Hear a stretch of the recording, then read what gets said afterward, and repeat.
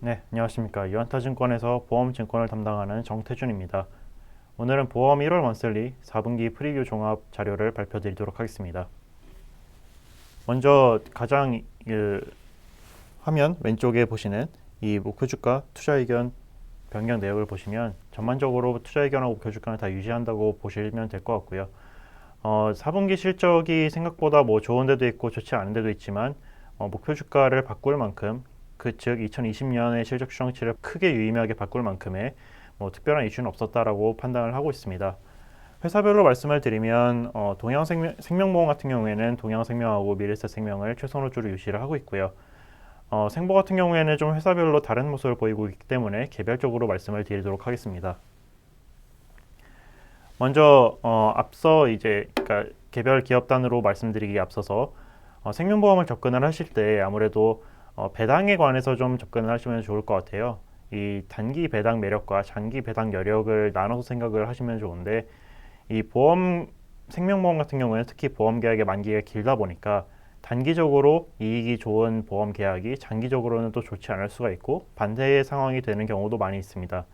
결과적으로 단기적으로 배당 매력이 올라가는 거는 일단 단기에 현금 흐름이 많이 들어오는 보험 계약을 많이 팔거나 혹은 채권을 매각하거나 이런 식으로 장사를 할 수가 있는데 보통 그렇게 되다 보면 이 단기 현금 흐름이 많이 들어오는 계약 같은 경우에는 뒤로 갈수록 현금 흐름이 많이 나가는 구조가 대부분입니다. 그렇다 보니까 장기적으로는 오히려 배당 여력이 줄어들 수가 있게 되는 거고 그 다음에 또 채권 매각 같은 경우에도 현금 흐름이 계속 창출이 되는 자산을 팔아버리는 거기 때문에 그만큼의 장기 배당 여력이 떨어지는 영향을 본다고 말씀을 드릴 수가 있어요.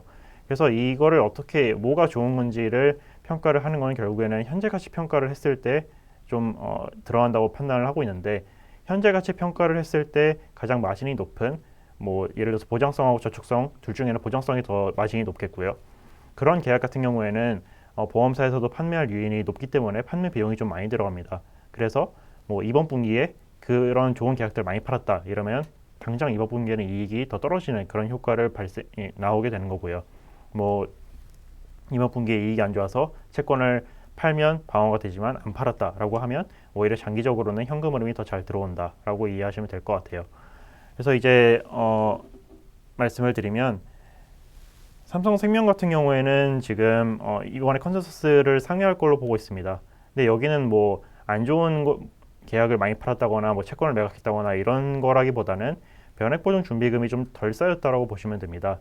이 변액보증 준비금이라는 거는 4분기 때마다 반영이 되는 비용 요소인데 이거는 과거에 팔아왔던 계약이 어떻게 지금 평가를 했을 때 그러니까 지금 평가를 했을 때 어떻게 평가 이익이 나든 손실이 나든 이게 반영이 되는가에 대한 얘기라서 여기서 이게 전입이 변액보증 준비금 적립이 덜 돼서 책임준비금 전입액이 개선된다라는 얘기는 이거는 지금 삼성생명이 지금까지 보험 계약을 변액보험 쪽에서 잘 팔았다 이런 얘기입니다. 그래서 긍정적이라고 판단하시면 될 것 같고요.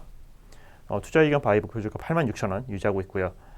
하나생명 같은 경우에는 컨센서스 좀 하회할 걸로 보고 있습니다. 지금 여기는 하회의 이유가 뭐 보험 손익이 악화된 것도 있습니다. 이거는 손해율이 전반적으로 다 같이 올라가기 때문인데 무엇보다도 지금 변액보증 준비금 전입액이 가장 크게 반영되었기 때문이고요. 이게 고금리 변액연금 비중이 높기 때문입니다. 근데 이 요소는 뭐 당장에 좀 지난다고 해서 해결이 된다라고 보기보다는 시간이 걸리는 작업이라고 생각을 하고 있어요. 아무래도 보험 계약이 길다 보니까 이게 정상화되기까지는 좀 시간이 걸린다라고 판단을 하고 있기 때문에 하나생명에 대해서는 계속 보수적인 접근이 필요하다라고 보고 있습니다. 홀드랑 2,700원 유지하고 있고요. 동양생명 같은 경우에는 컨센서스 소폭 하회할 걸로 판단을 하고 있습니다. 근데 이 회사 같은 경우에는 4분기 때 지금 보장성 보험을 많이 팔았어요. 좋은 계약을 많이 팔다 보니까 거기서 판매 비용이 좀 많이 들어가서 실적이 단기적으로 조금 낮아졌다 정도로 보시면 될 것 같고 변액보증 준비금 자체는 타 삼성생명이나 하나생명보다 훨씬 작습니다. 기본적으로 여기에는 과거에 그 고금리 저축성 보험 경쟁에서 빠져 있었기 때문에 그만큼의 부담이 적고 그러다 보니까 좀 유연하게 성장 전략을 취할 수가 있습니다. 그래서 이번 분기에는 보장성에서 성장을 했다 정도로 보시면 될 것 같습니다. 그래서 저희 투자 의견 바이 5,000원 최선호주 유지하고 있고요.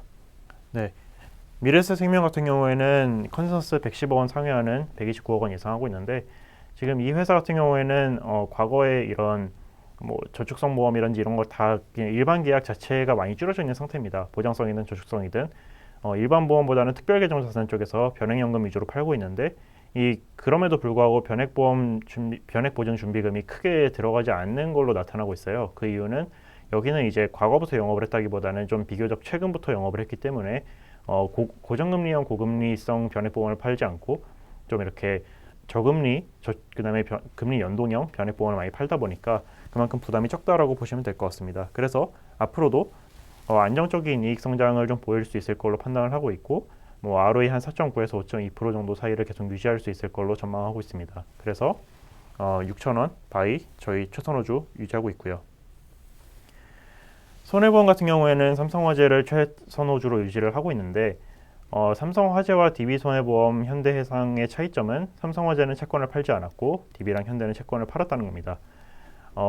이제 그 배경은 삼성화재 같은 경우에는 뭐 지금 손해보험사 전반적으로 여기 위에 언급해놨듯이 자동차 손해율도 올라가고 장기 손해율도 올라가고 전반적으로 상황이 좋지 않은 국면입니다. 이거 아무래도 실손보험 쪽에서 과잉진료가 찍히는 가운데 그게 자동차 보험 쪽으로도 좀 전이가 돼서 한방진료도 과잉진료가 많이 나오고 있는 상황이라고 판단을 하고 있고요. 근데 삼성화재가 그나마 좀 괜찮은 이유는 여기는 데이터가 많다 보니까 그만큼 손해율 관리를 더 잘할 수 있습니다. 뭐 저번에도 말씀을 드렸던 것 같지만 요율 인상에 대해서 그 민감도가 낮은 고객한테는 요율 인상을 좀 더 하고 높은 고객한테는 요율 인상을 좀 덜 하고 하는 식으로 관리를 할 수 있는 데이터를 많이 보유하고 있다고 판단을 하고 있고 그렇기 때문에 여기서 손해율이 좀 유지가 되면서 삼성화재는 뭐 컨센서스를 하회하더라도 채권을 안 파는 좀 보수적인 전략을 취하고 있습니다. 다만 DB랑 현대는 그런 게 좀 부족하기 때문에 그만큼 손해율도 더 안 좋고 그만큼 채권도 많이 팔아서 방어를 하고 있는 상황이고요. 근데 그렇게 되면 이제 올해죠. 올해 이제 보험 손익이 개선이 된다고 했을 때 이 삼성화재는 채권을 안 팔았기 때문에 그만큼의 보험 영업이익 개선의 효과를 누릴 수가 있는 건데 DB랑 현대는 그만큼 채권 매각을 줄이게 됩니다. 왜냐하면 채권을 마냥 팔면 그 장기 배당률이 떨어지는 효과가 발생하게 되니까요. 그래서 이거는 삼성화재는 계속 바이랑 목표 주가 28만 원 최선호주 유지를 하고 있고요. DB손해보험하고 현대해상은 목표 주가는 계속 유지하고 있지만 계속 의견은 홀드로 좀 보수적으로 봐야 된다고 판단을 하고 있습니다. 종합적으로는 이제 생명보험하고 손해보험을 비교를 해봤을 때 실적 자체는 생명보험이 좀 더 양호하다고 판단을 하고 있고 그 다음에 단기적으로 배당에 있어서도 손해보험은 지금 제가 배당 추정치를 다 낮췄는데 생명보험 계속 유지를 하고 있습니다. 그래서 생명보험을 좀 더 선호하고 있다라고 판단하시면 될 것 같습니다. 이상입니다.